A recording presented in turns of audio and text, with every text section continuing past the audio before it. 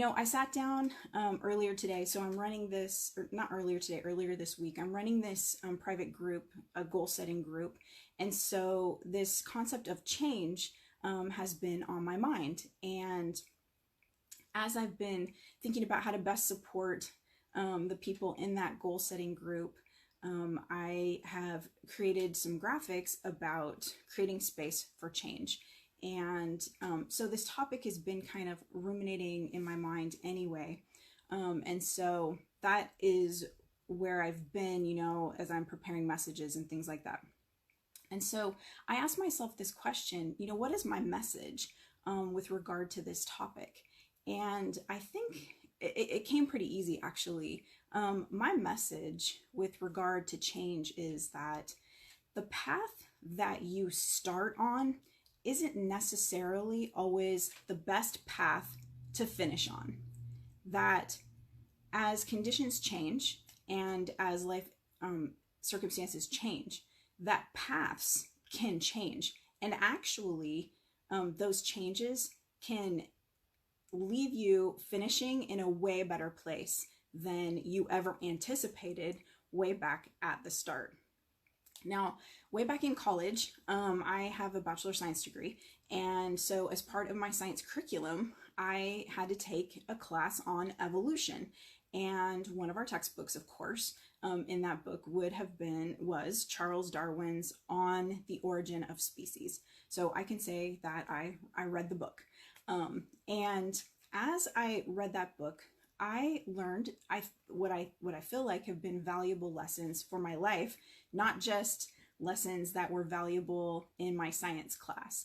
And hey, welcome whoever, when you pop on, go ahead and give me a wave so that I can welcome you and hope you enjoy what we're talking about today, and feel free to comment also.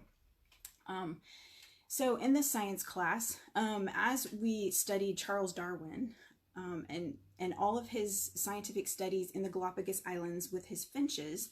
And I hate to boil down someone's life work into one phrase, because that's hard to do.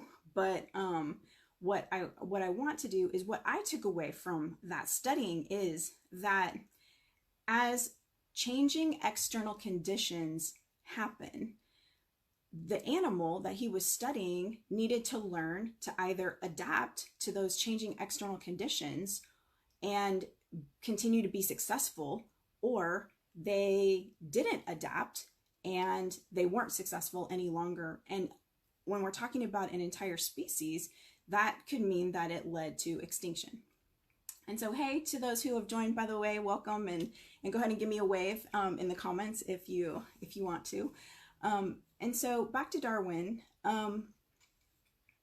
So as we take what he learned there with regard to finches in the Galapagos Islands and apply them to our lives, we know that in our lives, we have constantly changing external conditions.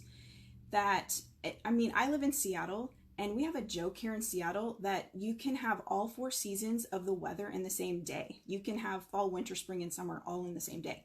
And so, how do you dress for that? Well, you have to figure it out, right? You dress in layers, you take a coat, all of that stuff. We know from our life experience that external conditions are always changing. So we're left with this choice. We're left with the choice of either to adapt to those changing conditions and continue to be successful, or not adapt and face the results of that.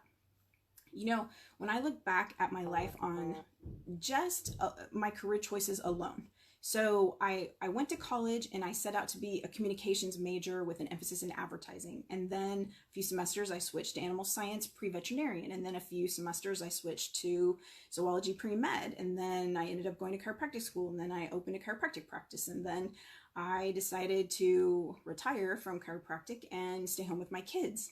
And after years of staying home with my kids, I decided to go back and be a college professor. What am I on now? I can't even, I've lost track if I'm on plan G or H or I or J. It doesn't matter, because the external conditions continued to change. And so I continued to make new decisions based on those changes. And I would say that, where I ended up now, I'm happy, I'm fulfilled, And who knows if I would have gotten there if I had just stuck with my original plan. You never know. Basically what I want to land on here is that when change is introduced, or the opportunity for change is introduced in your life, and when I'm working with clients, I see this really clearly. Sometimes it's harder to see it in our own lives than it is in other people's lives. That the change that I'm introducing, because what am I doing with clients anyway, right? We're assessing where they are and we're trying to figure out where they want to be. And then I'm giving them suggestions on how to get there. And so as I give my suggestions, which often involves change, the change that I've just introduced either really resonates with this person, like they are getting it, they are feeling it, they are excited about it, or they're feeling resistant to it. And it's when that happens, that's a great opportunity actually, for both of us to be able to explore why that resistance is happening. And honestly, like, I'm not a fan of broad overgeneralizations and sweeping comments. So to say that 100% of resistance is caused by fear, I'm not a fan of that. But what I will say is that a lot of the time, or often, resistance is because of fear.